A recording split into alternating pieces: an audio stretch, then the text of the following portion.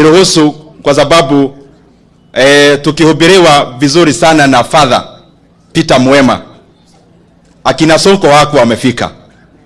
So niruhusu niseme tu kidogo kwa ile ambayo tulisikia kwa Father wetu.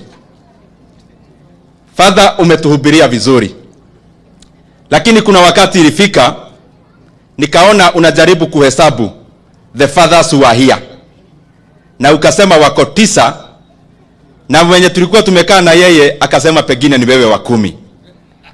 Lakini nikahesabu nikaona bado mko 9, na nikaanza kujiuliza maswali, hawa wagwana my colleagues, nani pengine tunaweza tuma akuwe Father awakilishe mwenye hakuwa?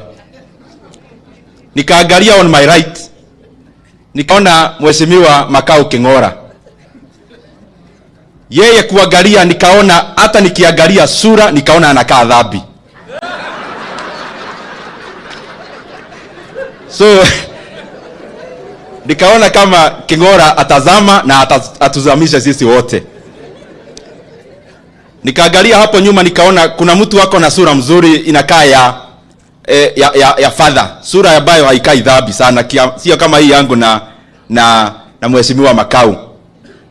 Nikaona Mheshimiwa Deputy Governor former Mweke.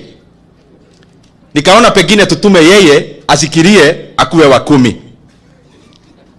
Lakini nikasikia umesema umejinyima mambo mingi kufika hapo.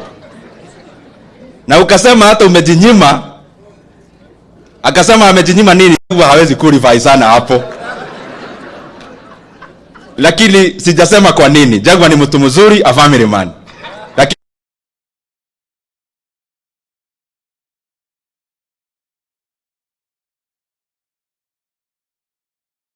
hayo hata sisi wenyewe tumeenda tukiona tumekuwa katika mass. And it's the same thing I learned from Honorable Kawaya. The issue of humility.